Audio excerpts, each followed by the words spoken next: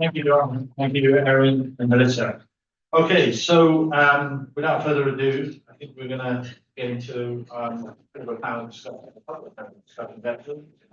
just to give a full introduction, my name is Peter, as I said earlier. I'm Regional Director, Americas for Cayman Islands Shipping Registry, responsible for technical operations in the Americas region. And I also am a board member of ISS and co-chair of the Education Committee and the Technical Committee, although at the moment I'm all alone in the Technical Committee. So don't feel too sorry for me, it's fine. I'm working on that. This session, we started this discussion back in Palm Beach, and Erin mentioned talent pledge, and I will let Abby talk a little bit more about that as we go through the session. But today's session is, we built on a series of events of global issues in yachting. Refit was one. We talked about human resources in West Palm Beach, and today we're coming back again to human resources, and primarily with a view to crew on board, getting crew on board, keeping crew on board, retaining crew, and stopping the attrition in the industry. So with that in mind, while I assemble, perhaps if my panel could assemble themselves up the stage. So Mr. Node, Barrett, there, please. Carolyn, Will, Fiona, Graham. Oh, Kelly, sorry. So what? No, this is just for the first session. And while everybody's getting comfortable, is Amy here? See Amy? No, I haven't seen Amy. Okay, so we'll carry on for now. She may be coming. I just wanted to say, while everybody's getting comfortable, yeah, we've got about 45 minutes for this session. This event is into a little bit of sadness for me because my co-chair, Abby, who is over there. Abby, please stand up.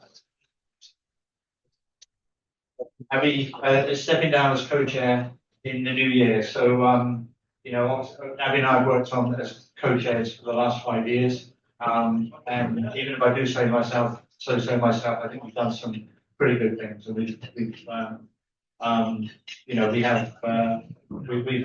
I think transformed the education committee, and a lot of that goes down to Abby. So although I am sad obviously to lose Abby, I'm very pleased to announce Abby's replacement is on the panel here. Right, so thank you, Abby. And thank you, Barrett. Welcome. Well, we look forward to having you.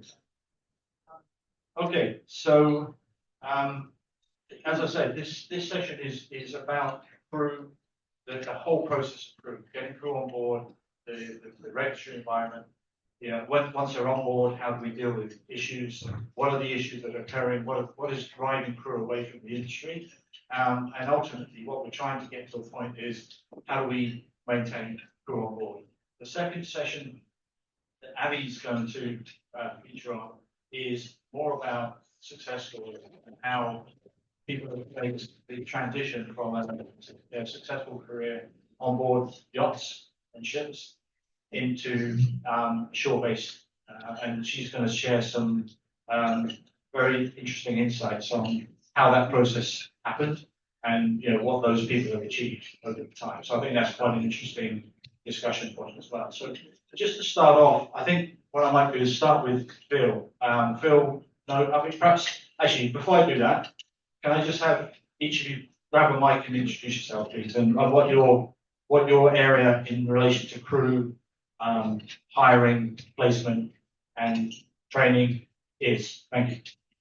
Thank you. Good morning, everyone. My name is Fed Morley. I'm the CEO of MPT.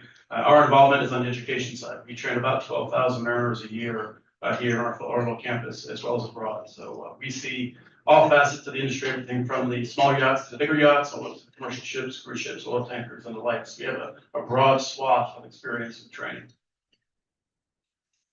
Good morning, everybody. My name is Graham Lord. I have a company called Professional Yacht Crew, abbreviated PYC, based in Cayman Islands. We are a HR company for crew. We do the employments along with payroll. That's the easy part. We're more involved in the financial, employment, retention of the crew, and picking up the standard of the crew. Hello, I'm Carolyn Dobbs. Background, I was on board 15 years, 18 years in the industry. Taking my background prior to education-wise, I'm focusing on people analytics and the hiring process. We have to pick a lane here.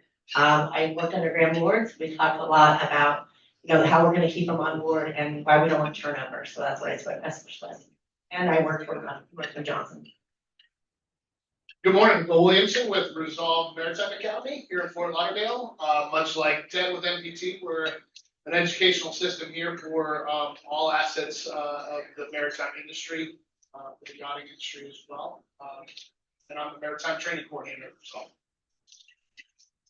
Hi, good morning, everyone. My name is Fiona Johnson, the owner of Blue Star Standard International, professional development training organization, as well as HR services. Hi everyone, my name is Gabriella Kramer. I work at Wyco Yacht Management as a DPA and a CSO. And my job with crew is interacting with them every day and checking that they are confident, competent, and roles. And training is all part of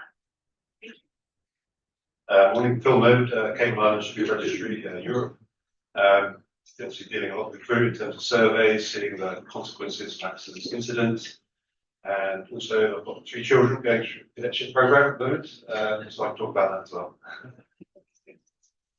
I'm Barrett Wright. I'm president of Phil Robinson USA. We're a full service yacht management company, but crew is vitally important to the successful operation of a vessel. So we do recruitment, we provide training, and we provide employment as well. So a little diversified, I think, a little bit of everything. My name is Kelly Gordon, and I am a captain. I've been in the industry for 16 years now. If you don't know, I am hell-bent for making this industry a better place mentally and physically for crew. Thank you. We've assembled a stellar panel, so I'm looking forward to some interesting discussion. Before I start, can I just have a show of hands? How many former seafarers in the room? Quite a few. It's good to see. So Phil, if I could start with you, tell me a little about the regulatory environment. As a person who wants to go to sea, what is the regulatory environment? What is the process? And can you talk a little bit more about cadet programs that are in the merchant fleet that we don't have in yachting? And is there a way of perhaps migrating that system into yachting? Yeah, sure.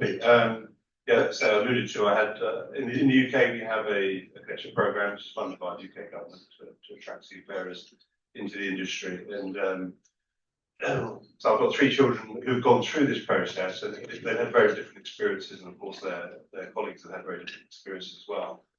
Basically, we have a 3-year courses and a sea time at shore for the academic side.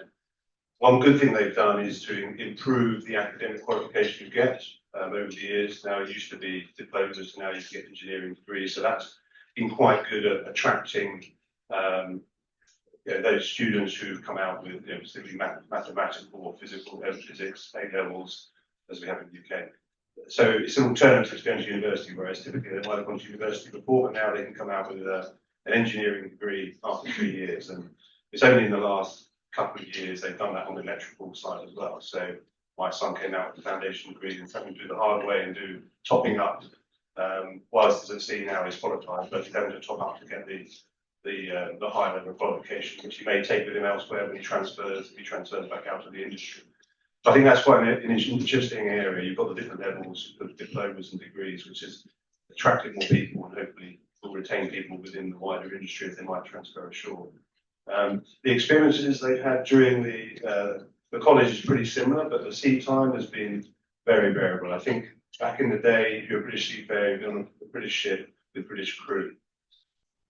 Quite often now they're different flags, and the crew is a big mix. You've got Eastern Europeans, you've got Southern Americans, and so they're not really as committed as perhaps they once were. They could be a mentor for the cadets. So it's much harder, I think, now for the cadets to get a useful sea time without doing menial tasks because they don't have really someone looking after them. And I suspect, and that's, I guess, to to compare to yachting, we have much bigger teams in the commercial shipping world. You have a bridge team of at least 4 officers, and engineering team typically of 4 officers as well. But even there, they're often struggling to get good quality mentorship from from an officer for various reasons. So that's I find quite interesting. I guess in yachting it's even more so because the manning in yachting is such a low level. If you look at the typical minimum state manning document for a yacht, you might only have 2 deck officers, sometimes 3. You know, it's only when we get to the plus 3,000 we might be getting potentially 4 or higher. So you don't have maybe someone taking under their wing as much. They're just chucking that out there as well. So what else I was going to mention? Maybe I'll stop there, Pete, and I'll just cut other. Yeah, I'd just like to, obviously, thanks for describing the cadet program in the merchant fleet. How could we translate that into yachting? How we translate? Yeah, we have already. There are some yacht management companies who are invested into this program, so they provide funding. As I understand it at the moment, the time spent on yachts is because they spend a lot of time, of course, in port. That's only a small proportion. That's only allowed to be a small proportion of their sea time at the moment. But yes, there are a couple of yacht management companies who have invested into yachting, which is good to see. Yeah. Thanks, Phil. Will, perhaps I could ask you, so the new seafarer, he's keen as mustard, comes to your facility. Is the training environment, the regulatory environment that we currently have, is it adequate to prepare young seafarers or any seafarer for that matter for a life at sea? Thank you, Pete. Good question. In some ways, yes. And in some ways it can be reformed. We're working with industry standard, curriculum standards that have been around for many, many, many years, right? So as ships have evolved, as crews have evolved, as leadership has evolved, so should the standards of that core foundational course that the STCW, everybody that raised their hands in here has probably taken an STCW course before. That foundational course that we put them through to go into the industry, in areas it's sufficient, and then there's areas where you could potentially reform it, bring it up, innovate it associately. So I think yes and no on that question. I think that the thing is with an STCW course, the 2 main bodies with the MCA and the U.S. Coast Guard being the main governing bodies for setting the curriculum standards and the contact hours, etc. It is a lot of work to get change to courses, but collectively working with the different training entities and people in the industry together to push these changes, I think that we can make some real difference in updating these courses and setting that foundation for the crew member to get on board. So with Resolve, are you doing anything additionally with STCW? Are you building in additional facets to the training? Well, good question again. We're not doing anything differently, but we are striving to go above and beyond what the curriculum standards are. You can't subtract from a course, but you can go above and beyond what the course requires. So we're trying to fit the class into the contact hours. We look at all of what we're doing, and we instill on our instructors to take it to the next step, to give, push a little bit more, give a little bit more of themselves to the student, and really kind of give them more of what what they're expecting, and then that way they can walk away. And more importantly for us, we know we're handing the student over to the boat, right, as a crew member. So we want them to go on board and have above and beyond the tools that that they're expecting out of STCW. So hopefully it helps that captain and that crew out and helps them integrate on a safety perspective. So yes, we do go above and beyond. Thanks, Will. Ted, can I put that question to you? What at NPT, how are you preparing seafarers? I know you deal with, merchant ship seafarers as well as yachting crew, but what is NPT's stance on that? How do you ensure that the people going through your academy come out prepared for life at sea? All right. Well, I think Will made some great points. I'm going to echo a couple of those. One of the biggest things we have to look at is the evolution of the industry. And quite frankly, as the yachts particularly have gotten bigger, they've gotten more complex, more technical. The training is not keeping pace with that. From a regulatory standpoint, we're working very hard to actually bring up those new areas of study, such as alternative fuels. I actually chair the U.S. delegation reviewing alternative fuels in the maritime industry right now. And our task is to harmonize U.S. regulations with the international regulations and with the actual needs of the industry. So it's a unique task there. One of the things that we've done, NPT was founded 41 years ago now, and it was founded by mariners, for mariners, with a simple premise to make the mariner better. That's the whole shtick of the school, really. When we take people in, it's important that they identify what they're actually thinking the industry is at first. So a lot of folks, I think, have a misconception of that. The training is regulatory. However, it's also preparatory. And it's important to have both of those, together. Right now, the mariner population in the U.S. just sits over about 206,000 people with a issued document from the Coast Guard. So that's a lot of folks. When you look at that as a segment, there's still a 1.6 million person shortfall globally for officers and licensed mariners. So it's a huge problem, not just for yachting, it's a problem across the board. I think all the schools, all the management companies are all working together to ensure that we get highly trained crews out there on technical vessels, doing the job well within regulatory compliance, but again, doing the job well.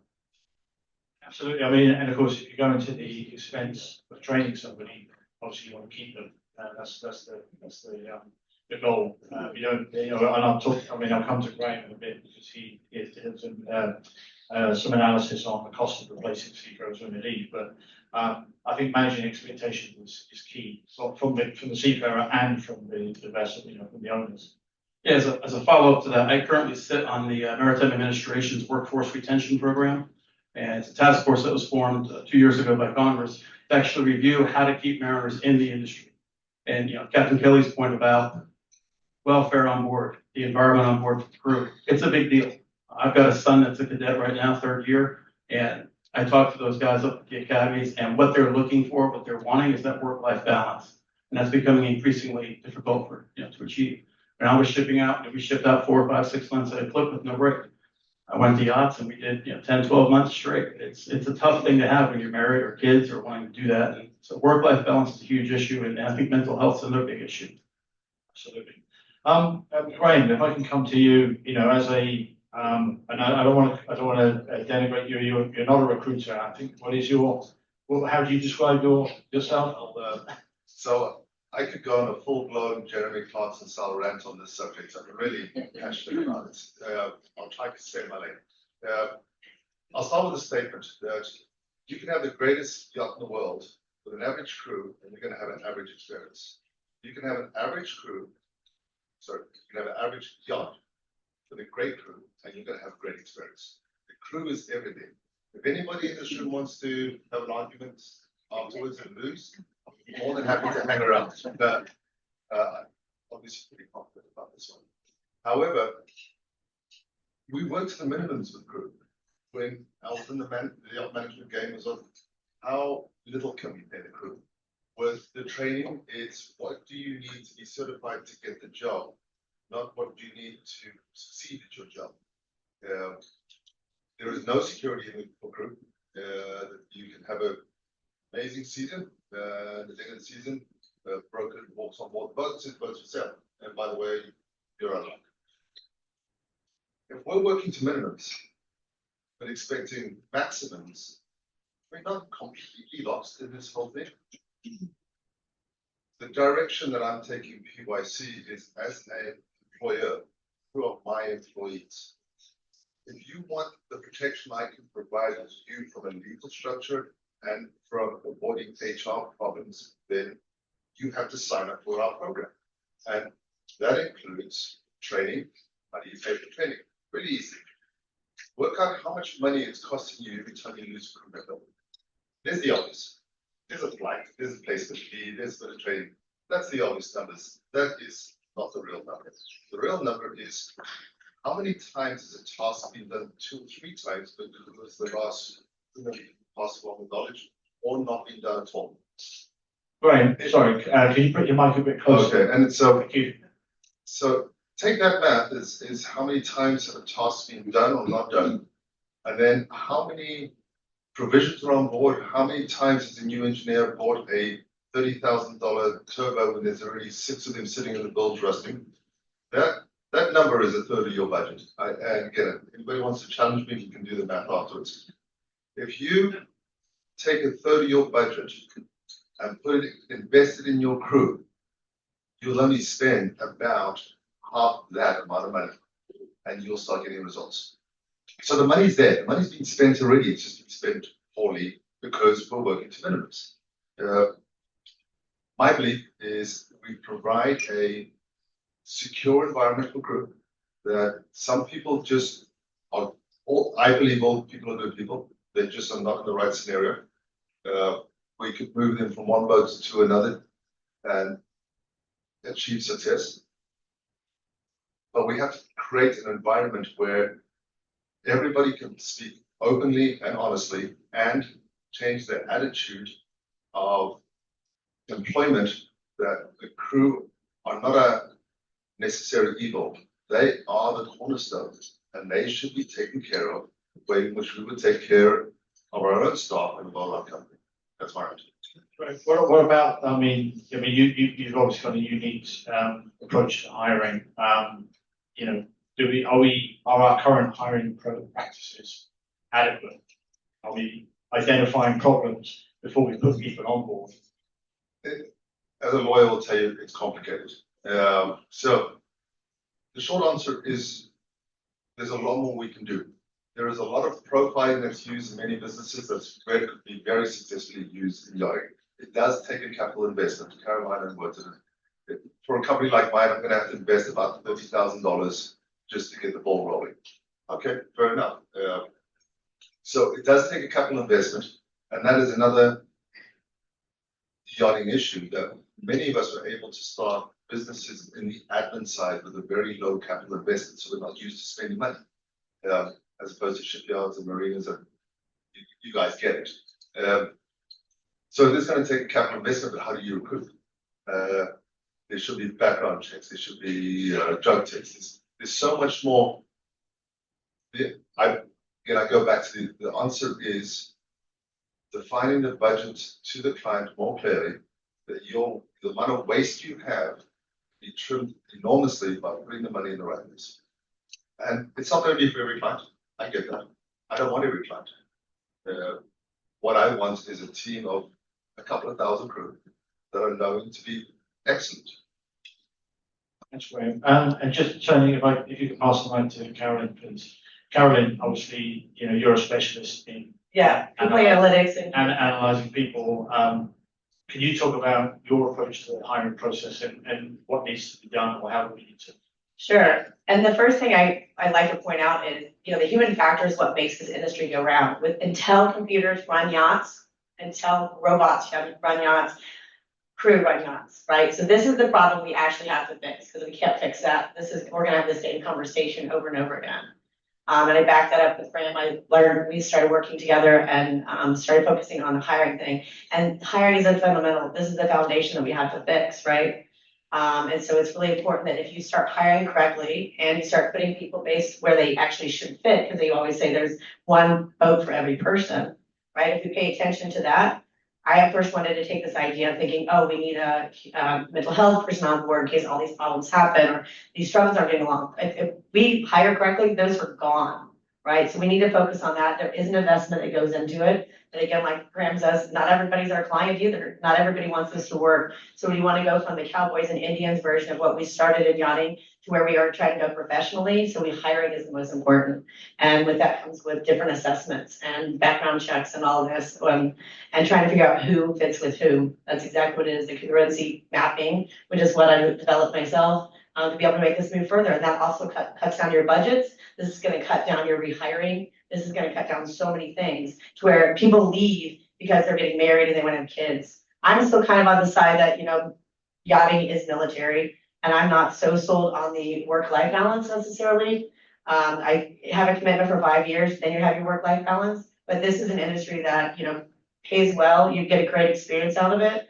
And definitely we need to start really looking at the human factor and specializing in where people need to fit.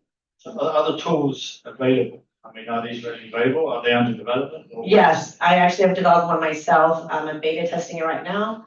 And the way it works is it's kind of a very interesting, simple procedure. It's a predictive analysis, and when you look at Big Tens, you look at DISC, you look at all of those, none of those are backed up by data. Those are all basically a horoscope. There's no direct data. I've tapped into being able to, 30 years of data of being able to take this, and it's based on a family dynamics because the team is a family and everybody understands family, right? So if you take those statistics, put them together, eventually this is what comes out of it. So hopefully soon this will be launched. Thank you. So we've obviously covered the training aspect, covered the recruitment process. What I'd like to do now is perhaps turn to the managers, unless you want to say something. Well, I will add to kind of blend training and management together in the symbiotic relationship of training and management, because we get them for Ted and I get them for a very short time and then we hand them to the industry. So it's nice to see a system like Graham is doing and these tools that Carolyn is doing, that when this mariner gets into the industry, that there's buy-in to them after they leave the training environment. So this kind of symbiotic relationship and these new tools and innovations are really nice to see from a training perspective. And I think Ted would agree as well. I mean, in other industries, I mean, there's aptitude testing. So yeah, absolutely, 100%. Perhaps if I could turn to Barrett now. Now you've trained the crew, you've hired the crew, you've got them on board. Now you're the manager. You have to keep, you have to manage the crew. Can you talk about your approach to that, and how do you manage expectations from the owner side, crew side, et cetera, et cetera? No, I think it's, you put the crew member on board, but now you want to make sure that it's successful. So, to me, we developed a crew services, program that includes everything from recruitment, which itself is a process. You have to make sure that the match is correct for both the crew member as well as the vessel. There's the employment aspect of it, making sure that everybody has the correct contracts, and most importantly, making sure that the crew know what they're signing on and know what their contracts say. Then there's the wellness portion of it. Kids are going away from home maybe for the first time. So there's homesickness that you're dealing with. There's conflict that you're dealing with. So you have to be able to address those things and offer the support for that, to each crew member, the most junior of the deckhands all the way up through the captain. And then obviously there's development, the training aspect of things. And so what we're finding now is, a lot of people are electing to join the industry, but it is for a gap year or for it's a couple of years. Whereas now you're not necessarily getting the commitment that there used to be of the junior deckhand working their way up over the course of many years to become the captain and understanding all aspects of being able to run a boat, which includes the maintenance as well as people problems. And so I think there's that whole aspect that, we need to do. And I think it also comes from training the captains adequately on leadership, and Kelly will touch on this a little bit later. But what I found is I, have one particular boat that I think is just so well run from the top all the way down to the bottom. And the one thing that I think they do excellently is there's appraisals. So the crew get appraised after their probation period. They get to say what's working out best, what they like about the program, what they don't like about the program, and what they could use for their development. And again, this to me fosters loyalty to the program. And then similarly, the owners tend to have training budgets. So again, there's loyalty back to the crew member there. But I think, within reading some of these appraisals, and then, obviously there's annual appraisals every 12 months when the contract's up. But in reading some of these for one really well-read program, it is amazing seeing the crew members saying, do you love the program? Yes, I love my job, ! Yes, I'm committed. I can't wait to stay for a long time. I feel taken care of. I feel like I am an individual. And I think those are the things that are, really important to encourage longevity and loyalty to a particular program. Everybody needs to feel important. Everybody needs to feel as though they're heard. And so I think that's, vital that there is an avenue to be heard. And that's something that we're really fostering in a more hands-on process. And I mean, obviously you as a manager, you are often the interface between the owner and the crew. How do you deal with that? How do you tackle that aspect? Well, I think we know what the crew want, and kind of going back to Carolyn's point, to me, again, kind of the work-life balance. We know that rotation's coming in and everybody's demanding that. Well, do you really, and Catherine Kent a number of years ago say, well, this is something that we're fostering. It doesn't necessarily need to be. But I think that, we do have to advocate for the crew, that seriously is, part of my job, and I'm also representing the owner, and I'm the owner's appointed, representative. So it is a balance. It is kind of saying, presenting both sides of the story, but I think in the end, the root message needs to be that this is in your best interest, owner. This is in the crew's best interest. This will give you an amazing program that everybody's going to enjoy, including you, first and foremost. And as we know, crew have been in the past the source of, everybody's disgruntledness, and they throw their hands up in the air and say, forget crew, I'm out of here, as I like to say, and has, lived through, I'm not doing this anymore. I'm going to go buy horses and have a farm. I don't need to deal with the human problem of yachting. And so I think that's something that we as managers need to handle a lot better, so that the owner understands why this is important to them, but the crew understand why they need to do a good job to the owner as well. So it is a mutual relationship between the two, and respect. Gabby, I mean, as a manager yourself, I mean, how do you tackle that aspect?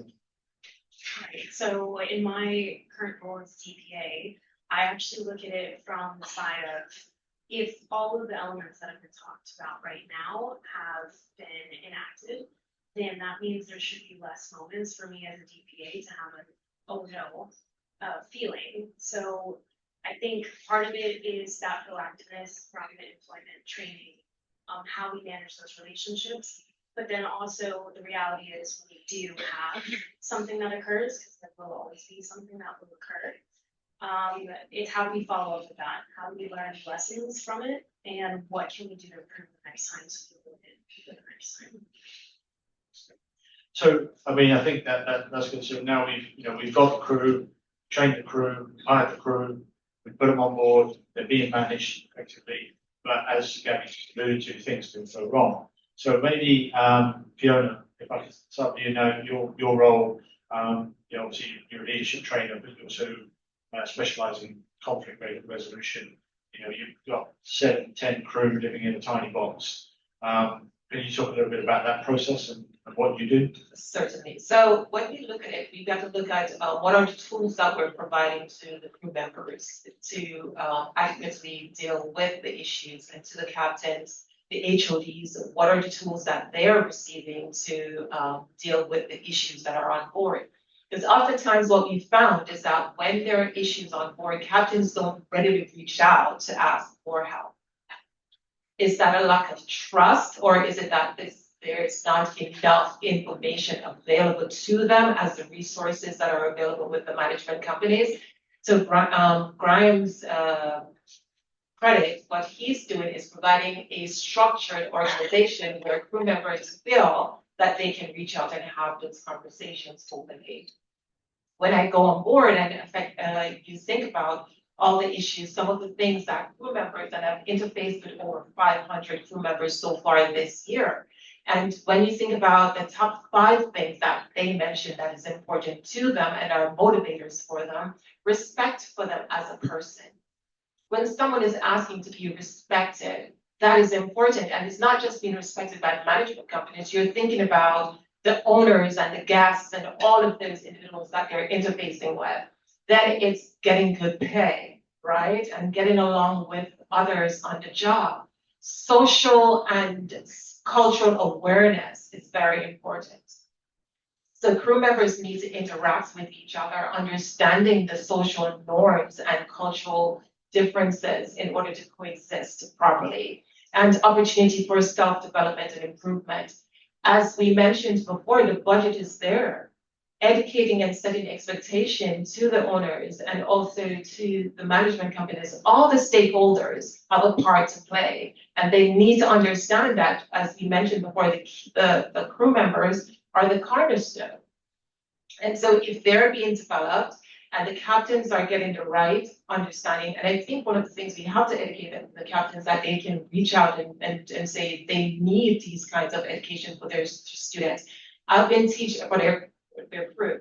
I've been teaching the helm course now for 4 going 5 years, and I've never seen someone from the interior staff coming in to take these courses. And whereas it's great to send them to do wine courses and floral arrangement courses, I think there's so much more that can be done to develop those areas, and then fair vacation arrangements. So if we can really look into those things, give them the tools necessary, how to communicate, how to lead, how to solve problems, conflict resolutions, and cultural awareness, and the harassment and bullying section of things, then I think we will be on the path to really full retention and the evaluation itself. Yeah. Sure. And obviously, Kelly, Kelly, obviously your initiative with Yachting Minds Matter and the mental health awareness. Can you talk a little bit about conflict resolution? Why are conflicts arising? How do we manage them? How do we deal with them? Well, thanks, Pete. And I want to answer some of your questions with some statistics. And Carolyn, you'll be interested in this. And this is a survey that I've recently launched, and I've garnered quite the data set with it. And 50% of crew have claimed that their mental health has declined since they've joined the yachting industry. And 35% of them have left their last boat because of a lack of leadership. And 50% of the bullying in this industry has come from either the captain or the interior department. You're twice as likely to get bullied on the interior than you are the exterior. Something, Fiona, you were saying is the interior is grossly left behind and forgotten in this industry. If you scroll through courses that are available for captains and engineers, you can scroll and scroll and scroll. But when you get to courses that are available for the interior, there's only a few. So I think that, and I want to also comment on what Graham was saying, and I'll go toe to toe with you right there with beside Graham. The crew are it. We are it, and we need to be taken care of. We are the heart of this industry. But the amount of bullying and drug and alcohol abuse and sexual harassment that goes on board is disgusting. I'm on the ground, I'm on the docks, and I hear about it. I get the emails, I get the DMs. My social media manager's sitting here. She fields some of those DMs that come into my inbox. And I have to say that Tim Clark of Key Crew made a statement. He said, virtually every problem in this industry is due to a lack of leadership. Fix that and you'll fix all the problems. But what I can say about this too, as a captain, 90% of my training pertains to 10% of my job. Let me say that the other way around. 10% of my training pertains to 90% of my job. 90% of my job is peopling. I people all day long. I don't very often get to drive the boat, and I would say 10% of my time saying that I drive the boat, that's probably even a gracious estimate. So, but as captains and as HODs, we rise to the top because we're good at our craft, because we have an amazing skill set. I know how to run the hell out of a boat, read the weather, and navigate. Where did I learn to lead along the way? But fortunately, I've dedicated a lot of my time, and I have a prior career that has, I think, really helped me along in terms of leadership. But I think we need to do better for crew. We need more leadership training. We need more places for captains to go. And when you talk about retention, a lot of this goes back to owners as well. And let me just, I spent some time talking to a few of you before this started about the owner that I have now that has descended from the heavens. I had to call him yesterday and tell him that we have a repair that's going to cause us to be in the shipyard for 6 weeks longer, and it's going to cost $160,000. His response to me was, "I'm sorry you're going through this, Kelly. Is there anything I can do to help the morale on board?" And I'm like, where did you come from? We are paid way above average. We have crew housing. Crew housing for me and my engineer, we're together. Crew housing for the boys, and crew housing for my stew. separately everywhere we go, when we go to Michigan, when we go to the Caribbean. And I think that we need more owners like him. And also going back to leadership, and this is, I'm gonna pat myself on my back for a minute, is when I left my last boat, I took every single crew member with me to the current boat. And one of the longest standing crew members has been with me is for 5 years now. But every morning we sit in the crew mess and we talk about, we have a laugh session, or we talk about things like race, because right now I have a very mixed crew. I have 3 Latinos, I have a Bahamian, 2 Americans, and I'm missing the other one, but we're very mixed, we're very diverse. And yesterday we spent the morning talking about differences in our personalities and the way we're raised and cultures and things like that. So, I don't know that I answered your question, but I talked about what I wanted to talk about. You got your message across, that's the main thing.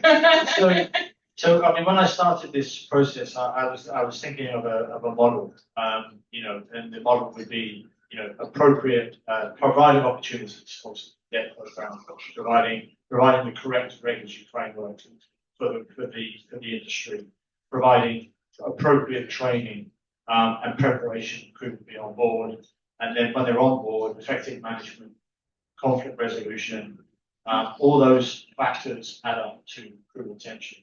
I'm just conscious of the time, and I want to give Abby her time.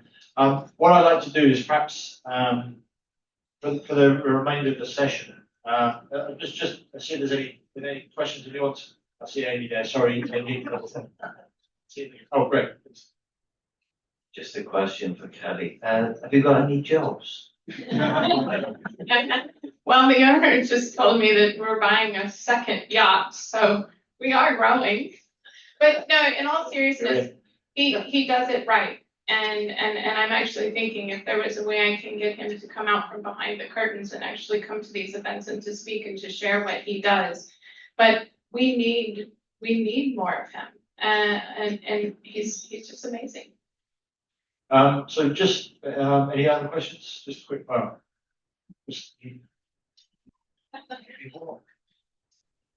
Hi. I just wanted to know if you had any ideas for how to, we're talking about crew retention, and I've worked on board myself at a certain age. I realized, well, if I wanted to have a family or what have you, I would need to move ashore and not be on board anymore. So I'm just wondering if there's a way, to retain crews through the full life cycle of a person, because that's really where you get a lot of people leave, is when they hit that, the 20s, early 30s, and then they go off in another direction. But if you can retain crew past that point, you would have so much expertise, so much knowledge. How do we keep people, involved through the life cycle of a person? I want to comment on that because my chief stew has 2 children. She has 2 children, one of them a little bit older, and when we went to Michigan for the summer, stayed behind with his father, but she has a baby. And when I called the CFO up at the office to start planning to move everybody to Michigan for the summer, he says, well, we'll just get her own crew housing so that she can bring the nanny and the baby. And by the way, buy the plane tickets for her, the nanny, and the baby too. And thank you for that question, Christina, because you kind of got to me where I want to get to in the summary. So what I'd like in the last few minutes, 4 minutes we have, if going down the panel, if you could just give me your snapshot, the key to successful recruitment and crew retention, starting with, the mic's at this end, so we'll go from Kelly to the other way. I think I've kind of answered that already, and it's just really taking care of the crew. How have I retained my crew for 5 years, and how did I get all of them to go from the last boat to this boat with me? I treat them like humans. I love them. I spend so much time advocating with them, sitting with them, going to bat for them. I just sent an email out yesterday. I said, my chief stew's been with us for a year. We need to talk about her pay raise. I spend 90% of my day working for them. And I think that if more captains and more department heads and more leaders understood that we now work for our crew don't work for us, and to just really take care of them. Thanks. Barrett? To me, I think it comes down to a lot of respect and great communication. I think those are core. I think people need to feel, appreciated, and I think they need to feel that on a regular basis. And as I said, today's junior deckhand is tomorrow's captain, or, today's interior, the second stewardess could be tomorrow's captain. Everybody needs those support along the way, and I think that making them feel supported is something that's going to be, enormous. I think the manager's job is daily communication with the captain to support them with any issues they have, but also be available to the crew for any issues that they feel. I kind of, take a step away and have a 50,000-foot view, but I'm available to any crew member who needs help or needs a sounding board, and that is my job. And I think that I'm very lucky, with some crew who do feel as though they can trust me and feel as though they're heard and to advocate for them. So going to Gabby's point too, grievances are horrible. They're the worst thing to have to go through, and you have to be diplomatic with that and hope for the best outcome in the end. So everybody feels, again, while it didn't work out, I still felt that I was heard. So I think those things are huge, and following some processes for that are going to get us the best outcome. Thank you. Bill? Yeah, I think it's the same as running a company, sure. It's down to leadership, having these annual assessments, looking at what their objectives are and trying their best to achieve them. Yeah, basically mimicking what's already been said, but yeah, relationship building is extremely important. Communication. I'm not always on board with the crew, but that doesn't mean I can't be a big part of their life and getting to know them and understanding what they're trying to achieve. So it's important that we all, whatever player we are in this game or in this industry more so, that we do actually make an effort to make those relationships very strong. Yeah, I think it's the relationship side of things that needs to improve. And what that means is like showing up. Management companies representative needs to be showed up on board, not just when you're doing an audit or whatever the situations might be, but just the interface with the crew, letting them know that you're present, that you're there and willing to support their needs. People are not going to reach out to you if they don't have a relationship with you. And I think if we have that relational portion intact, then the industry can propel forward with those areas. Bill? So my takeaway is kind of a snapshot theme of everything we've talked about in my head is buy-in. Buy-in starts at our level at the training center when they come off their couch from wherever they're at in the world and they step into our facilities. It's our requirement, it's our duty to buy into them as a student and give them the very best training and experience that they have. Then we hand them over to the captains and the crews. It's their or the management companies. It's their responsibility to show buy-in to that crew member and get them placed, get them on a boat. And then, as Kelly said, it's her responsibility and duty to show buy-in to that person as a crew member. So that is my takeaway: is we have to have buy-in at all levels. The owners have to buy in to the captains. So it's this whole round circle of buy-in from brand new person to captain. I guess I'll switch it a little bit. Human factor obviously is it. You did kind of address what you said, what to do after. If you start making a correlation, which I think is important between us and another industry, just like after the military, when people try to come back and rematriculate into society, they can't because they can't be relatable. They have nothing to talk about. They don't understand how to relate to everybody else. And we have the issue of not having anybody that's there in the marine side on the land. So finding ways to be able to incorporate, this is the next step for you. Buy into that next step also. They see it as a long time career also. And when you're focusing on all of those things, other things will start to fall into place. And that's how we have to start, I hate to say it, but regulate it a little bit better. Nobody likes problems, they want solutions. So I'd like to introduce something that we could all start thinking about today and acting on. The average owner cycle is about 5 to 7 years. So owners are not the solution to the problem, they're the source of money. The people want a lifetime career. I think that's a reasonable expectation. If we take our companies now and look at all the clients we've had, why have we lost probably 90% of them? Because of crew frustration. Cut that number way down, say it's 40%, it's got ultra conservative. If we still had 40% of our previous clients along with the new business we get, our businesses would be a whole lot healthier than we ever expected.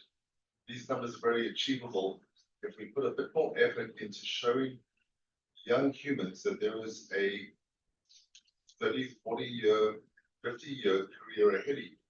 I've been doing this for 30 years. I started as a second engineer. My last life before I started this was initial until the deal with the sale of IG Marinas, which is all public information, $580 million deal. It's possible. So instead of just them and us, and it's an only issue, maybe approach it that we're all in this together. And if we all invest a little bit more time, money, thoughts, influence, we could have a lot more business than we ever imagined. We're all in it. Last but not least, Ted. Well said. Well, I think the regulatory market has done a really good job of taking care of the safety aspects, firefighting, medical, all those things. They have only just now begun the process of dealing with human factors, whether it's helm, leadership management training, the SASH initiatives for sexual assault and sexual harassment, anti-bullying, all those things in the industry. Really what it comes down to is balance, responsibility, and respect.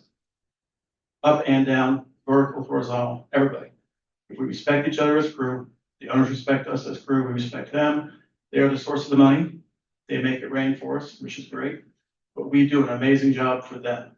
And as long as that relationship exists and both sides recognize the value of that relationship, we have a successful outcome. Very well said. Okay, well, I think that's about all we've got time for. So I'd just like to thank my panel for excellent.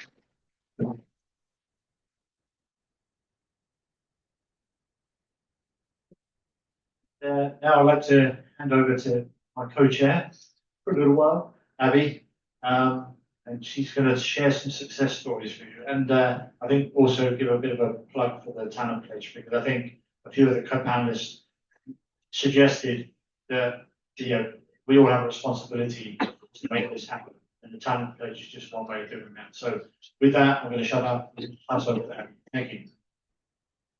Thank you, Pete, and thank you, everyone.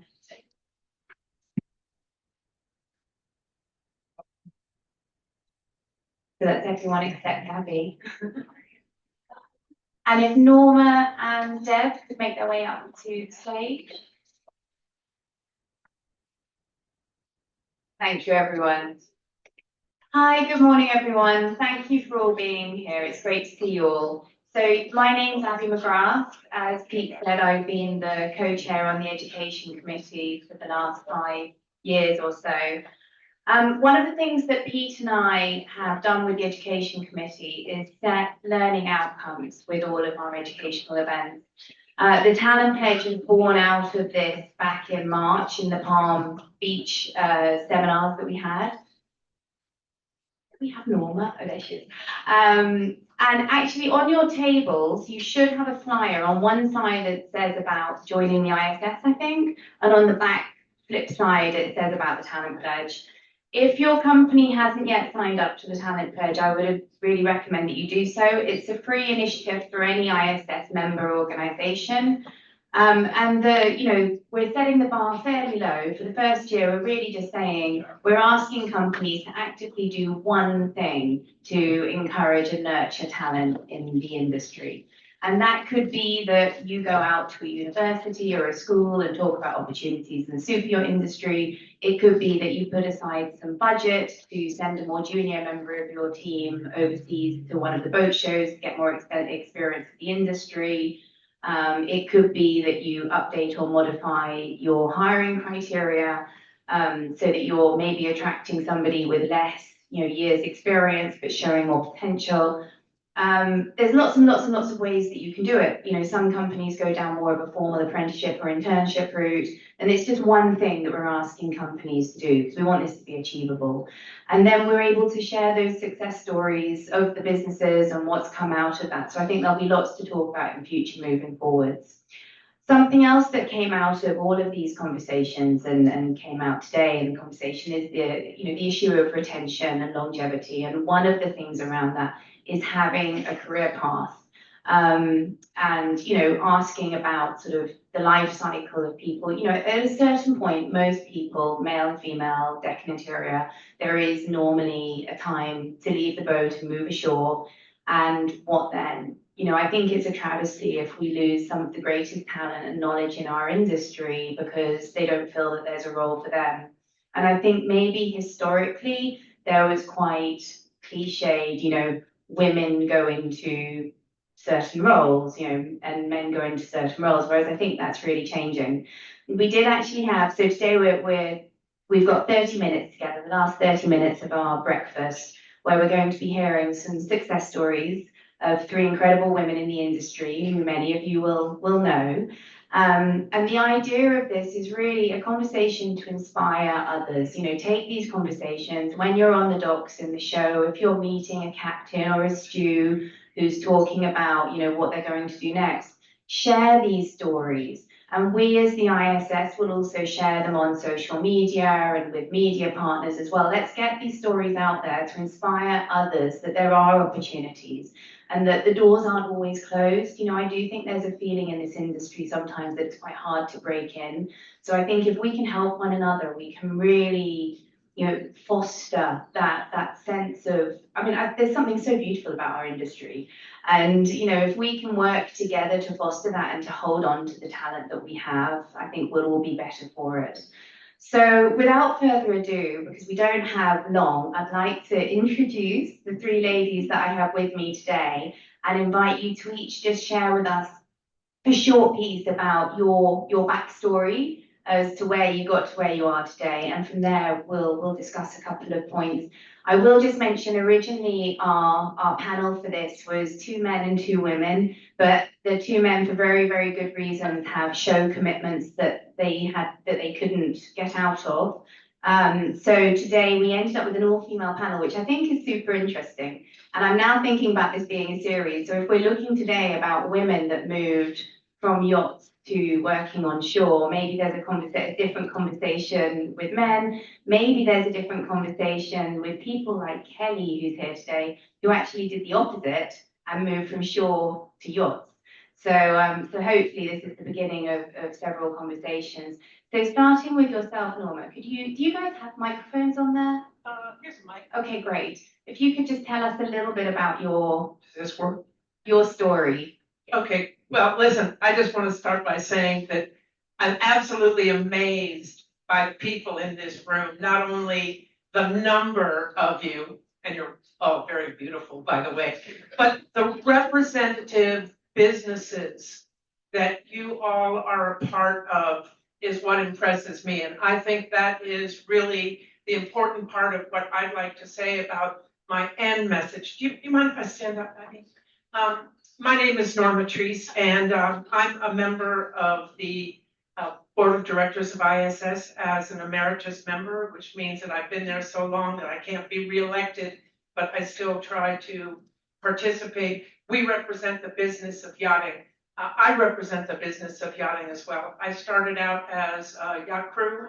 I was a yacht chef and a licensed captain for about 10 years, traveled the world on sailing boats and motor yachts and won some cooking competitions and had a really great time and decided that I wanted to find love. So I moved home to Fort Lauderdale, and I did what women typically did back in those days. And I started a crew agency called Crew Network. And that's where the story got different. And I ended up building it up into 7 offices in 5 different countries, primarily because I used the very first online database to be able to link the offices. So technology is something that I've always been interested in and something that I think the yacht industry can really point to as something that we really contribute strongly, not only on our yacht builds, but also as our businesses. So I sold Crew Network to Fraser Yachts. That was a really big deal back in those days. That was the very beginning of yacht management, in all honesty. And then I went on to do a whole bunch of stuff. A lot of you probably know about my journalism background. Doc Walk, I worked for a Yacht Report Group for many years. I worked with the lovely Colin Squire at Yachting Matters for 15 years. And my business development career, honestly, has taken me all over the world. I have built some of the finest marinas in the world in Barcelona. You guys probably know about that. Hopefully a lot of you came to visit me, and that was a great big success. And I've helped launch insurance companies based out of Monaco, telemedicine companies based out of Scotland, worked with international yacht agents traveling the world trying to help them figure out how to make more money. I just spent 3 years with a tech company And I'm really very happy to tell you that the things that interest me today, besides ISS and the business of yachting, include my other volunteer job, and that is with the International Seakeepers Society. We do ocean research, conservation, education, and we work with all kinds of groups around the world. And I'm telling you, that is a motivational factor that is really, really important in our industry. We suffer so much from reputational issues. We need to spread as many positive messages as we can. And Seakeepers and ISS are basically sister organizations. We do an awful lot of things together. We support each other. We have a lot of cross membership, and both of these groups really do a lot to bring the yachting industry together. And one last thing, I now have an opportunity to spread my message of yachting, which is the yachting industry contributes to the rest of the world in an incredibly positive way. We are leaders in the development of technology. We are leaders in the development of art. We are leaders in bringing new money into the world. The economy that we have created globally is incredibly important. The service businesses of yachting in the aggregate contribute more to the global economy than all the builders put together. So all of us here in this room, no matter what part of the industry we participate in, we are part of a really, really interesting and ever-growing and dynamic business environment that we can all participate in. Now back to the crew. I'm almost finished, I promise. The crew population has grown mathematically in the last 20 years, along with the size of the boats. X size of boat, X amount of crew, that's how many crew people you have.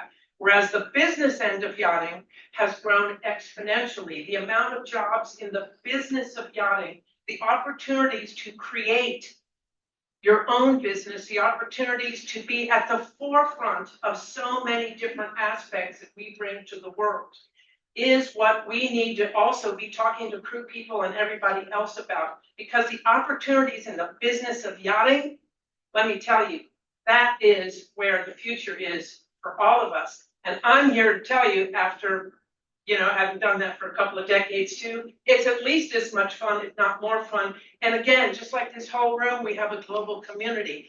One more thing, my global community is getting ready to expand dramatically because I've joined the fantastic team at Yachtco.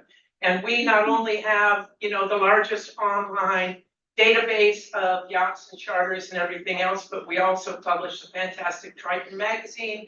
I think we represent probably more businesses as part of what we do now. And then with the acquisition and the partnership with A Crew that the lovely Abby runs, we are going to be able to also deliver as an audience by far the largest amount of yacht crew people around the world. So let me tell you, we're going to be hearing a lot about, my message, I hope, to not only everybody at Yachtco, but everybody else. And the message is, the yachting industry is a fantastic place to work. Make sure you get as many people in as you possibly can. And please join us and make sure along the way you have as much fun as I've always been able to do. And thank you, ISS, for being part of that. Thank you, Norma. So I know, but it's super interesting because what you can see there is, perhaps working as a chef on board, you might think that your career options may have, a certain line or trajectory that it would need to take. But I think Norma is there to prove to anyone that you can go on to really do anything. And it comes down to knowledge of the industry, expertise, and, there's so many different lines of business that you can go into. I'm not the only one. Look around yourself. I'm sure that if you're not one of them, there's people at your table that have exactly the same type of background. That came from on board, that came ashore, have helped create things and have benefited. So 100%. And that is why I say if your business hasn't yet signed up to the Talent Pledge, please do so, because I think together we can make real change moving forward. But let's move forward. Next, we have Deborah Radke. Deborah, if you could just take a minute to tell us a little bit about your backstory and how you got to where you are today. Okay.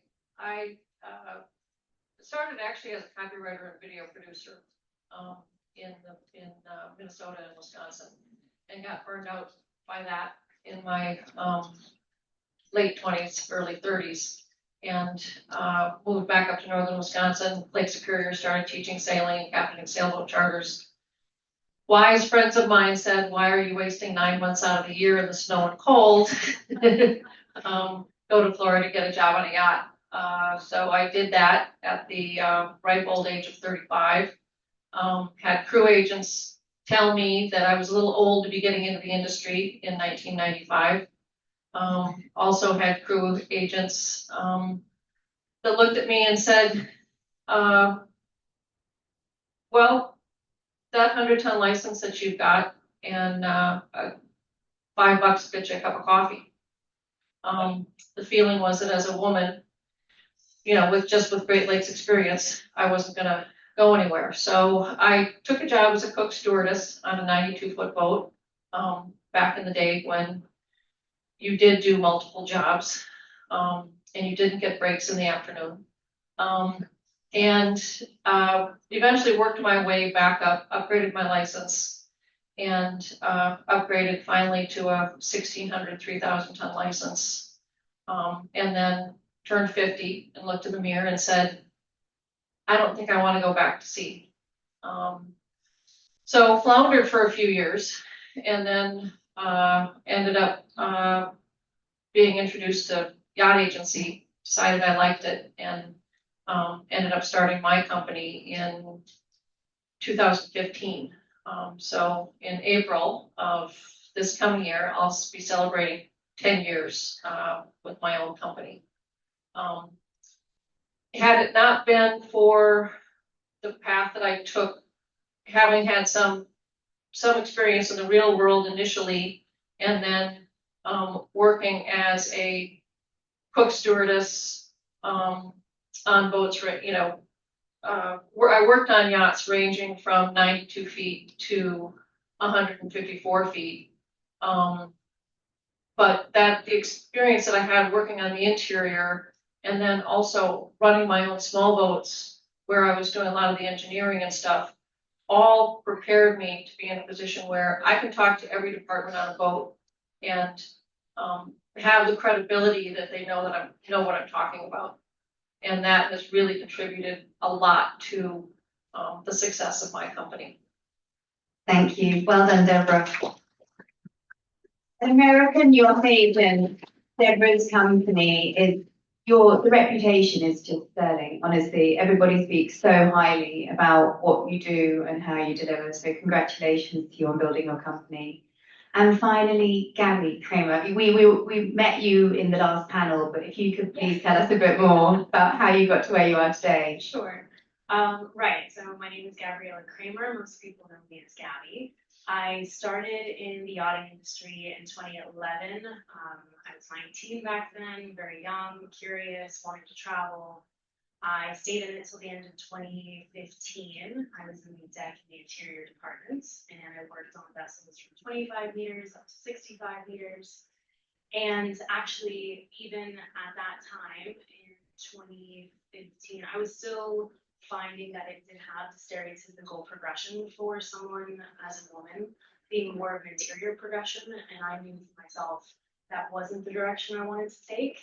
On the deck side, I loved the work that I did, but I didn't quite ever understand what the captains did aside from the navigation or the deck officers. So I decided to go back to school. I did my bachelor's degree in marine affairs and policy and a minor in environmental science and sustainability at the University of Miami. From there, the luck came into play, which was that a maritime law firm here in Fort Lauderdale was looking for a legal assistant. So I worked there as well, and we dealt with cases like admiralty with elision, crew wage claims, personal injury on board, longshoreman cases. And at the end of it, I realized I loved the material, but I didn't necessarily want to live the lifestyle of a lawyer. So if there are any lawyers in the room, thank you, because your lives are very much taken by the work. And so I did what naturally you would think someone would do from that, which is go to law school. I ended up at the University of Southampton in the UK, where I was able to skip my JD, or what the UK citizens call an LLB, or Bachelor's of Law, and go straight into my Master's of Law in Maritime Law, and successfully completed that program in 2017. I looked all over the world. I knew I had an interest in safety, environmental regulations, maritime, anything. And it ended up taking me right back to where I started here in Fort Lauderdale. So for the last 7 years, I worked for Waiko Yacht Management, and my department, I've always had a love of compliance. So the role that was available at the time was yacht operations. It allowed me to apply the things that I've been studying and had seen at a distance when I was a crew member. And from there, developed into crew compliance, dealing also with HR, payroll, leave balances, crew certificates, and then became a client manager. So managing the relationship between the management of the vessel and the owners. And that was during the pandemic, so learned a lot about the logistics and the kind of chaos the whole industry was trying to work through with the different nuances of that era. And then from there, I recognized that I really still loved compliance, and I wanted to focus back more into it. So I became the lead operations for the US here at the local Waiko office, and dealt with internal professional development. And now, last 2 years, I've been a DPA at CSO. So for anybody that doesn't know what that is, designated person ashore and a company security officer. My role is with safety and security. I'm here to make sure everyone is basically doing what they need to, preparing them for a disaster, and also helping them when a disaster does occur. Thank you, Gabby. What an interesting young question. Thank you. Oh, my also, yeah, I did some weird. Because, yeah, I've known her for probably since the beginning at Waiko, and it's been a really incredible experience to have a yacht agent that has a background working on board and regulations. Thank you.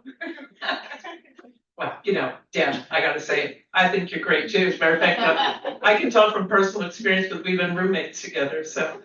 But you know, Abby, you said something interesting about women in yachting earlier, and I think that's another comment that's really worth talking about, because I haven't seen any statistics about this, but I really think that there is a greater percentage of women in management and C-level positions in the yachting industry than in many other industries, because my belief is that there's so much opportunity to create your own thing, to bring whatever your interest is that's appropriate to yachting.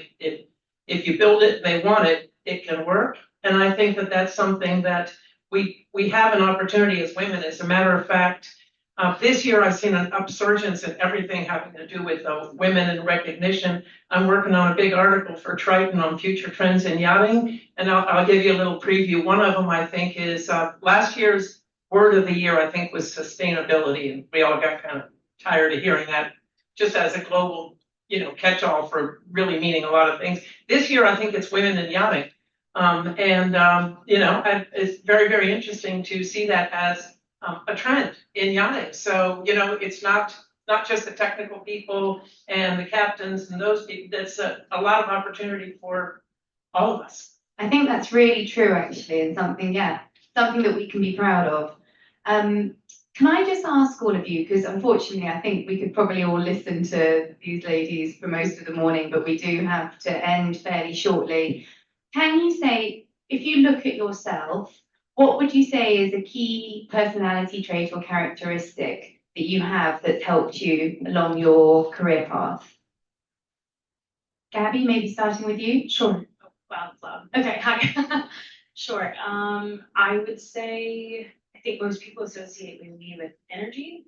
It's been a big one. And I think when you have a real passion, you discover what it is you really enjoy doing, you naturally bring such a positive energy, and that's going to ignite the conversations and help people in whatever path that they're meant for.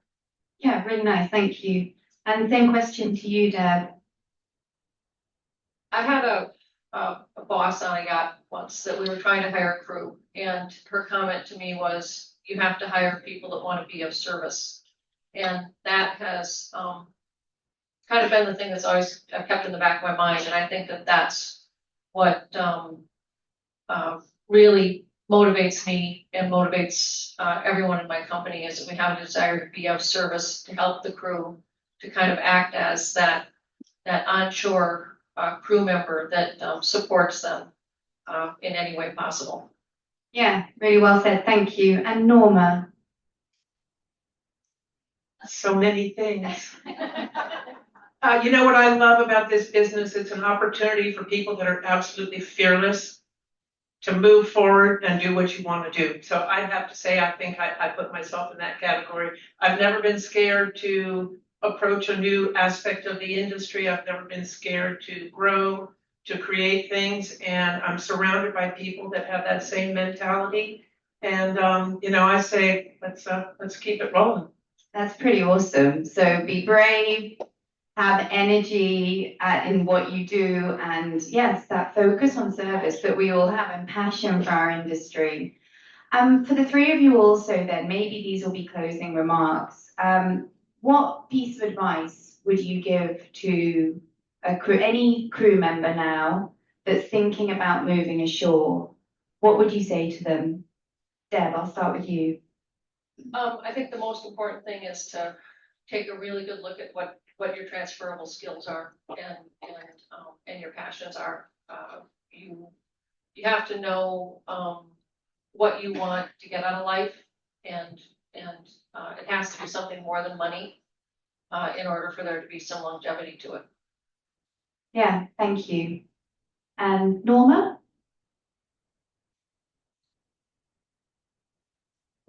So the question is, what advice do we give to crew people? Yeah, that are thinking of moving ashore.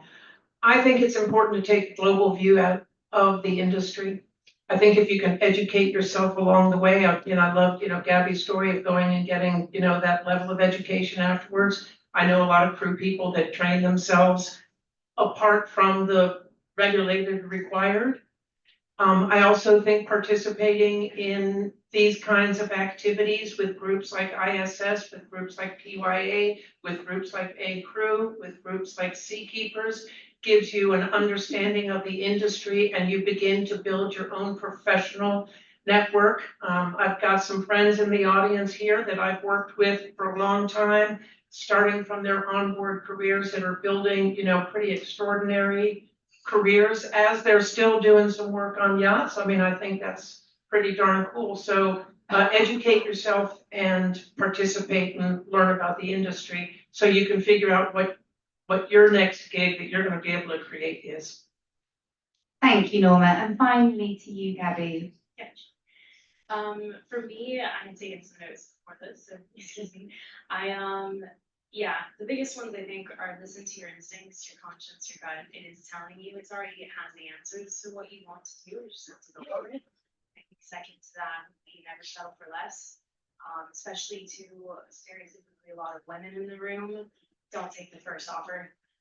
Definitely negotiate, recognize that you are worth every penny, and be humble as well. I think be humble and open-minded to the fact that there's so many. I mean, this room alone, as Norma mentioned, has so many industries in it that are wonderful and help make this whole industry come alive. So just be open to those conversations. If you're a long-standing seafarer, my father was a long-standing seafarer. For coming from him, he said, once you move ashore, just never look back. Because the moment you do that, you're going to be living in two worlds, and no one's ever happy living between two worlds. Brilliant, thank you. So yeah, just leaves me to say thank you to these three remarkable women for sharing your stories. If I could invite Erin up, please, just to give closing remarks. Thank you everyone for being part of this morning.